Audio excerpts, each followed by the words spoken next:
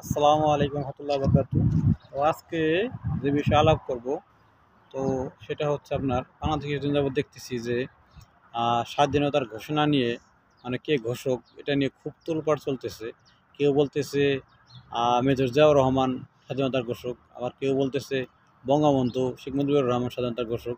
আসলে এই বিষয়ে আজকের টপিক, এবং কি ইতিমধ্যে আমাদের যে ইউনুস সাহেব, শুধু ইউনুস সাহেব আছে, উনিও কিন্তু ইতিমধ্যে বলেছেন যে মেজর জিয়াউর রহমান নাকি স্বাধীনতার ঘোষক। তো আসলে একটা জিনিস দেখেন, সাধারণত জ্ঞান, ন্যূনতম জ্ঞান যার ভিতরে আছে সেও বুঝতে পারবে আমার এই বিষয়টা। তো আপনি স্কুলে গেলেন, যাওয়ার পরে আহ, যে দপ্তরি, অবশ্যই দপ্তরি তো বুঝেন যে ছুটির ঘন্টা বাড়িয়ে দেয়, তো দপ্তরি বলা হয় তাকে। এটা স্বাভাবিক, সবাই জানেন যে হেডমাস্টার অনুমতি দিল, দপ্তরি ছুটির ঘন্টা বাজাইলো, মানে ছুটির ঘন্টায় বাড়ি দিল। তো সপ্তাহে সব চলে গেল গা, কারণ ছুটি হয়ে গেছে গা। এখন যদি কেউ বলে যে দপ্তরে ছুটি দিছে, তাদের এইটা সম্ভব না, তাই না? এটা মানা সম্ভব না। এর জন্য হেডমাস্টার অনুমতি দিছে বিদায় কিন্তু দপ্তরি বেলে বাড়ি দেওয়ার সাহসটা পাইছে। হেডমাস্টার যদি অনুমতি না দিত তাহলে কিন্তু দপ্তরি বেলে বাড়ি দিতে পারতো না। ঠিক আছে?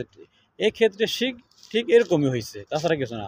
বঙ্গবন্ধু শেখ মুজিবুর রহমান উনি ঘোষণা দিছে, এবং সেই ঘোষণাপত্রটা জিয়াউর রহমান শুধু পাঠ করছে। আমি কিন্তু ওনাকে দপ্তরি মানে মানে আমি এর উদাহরণ দিলাম। আপনারা হয়তো অনেকে বলতে পারেন যে তুমি এত বড় কথা বললা।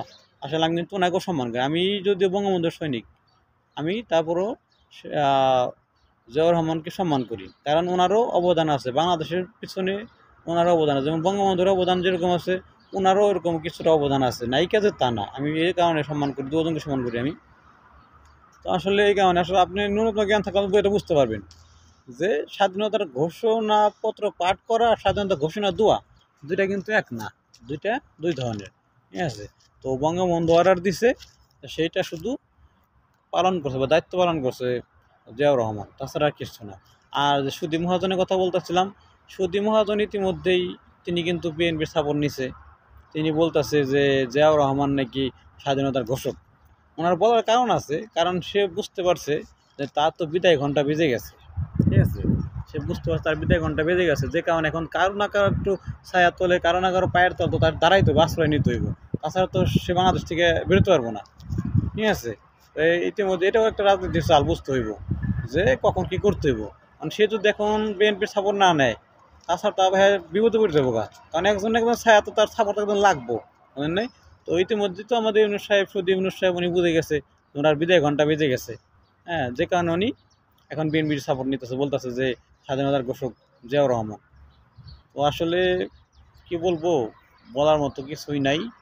কারণ আমি যে কথাটা বললাম, আপনার সাধারণ যদি জ্ঞান থাকে তা আপনি বুঝতে পারবেন যে স্বাধীনতা ঘোষণা দেওয়া আর স্বাধীনতা পত্র ঘোষণা পাঠ করা দুইটাই এক না।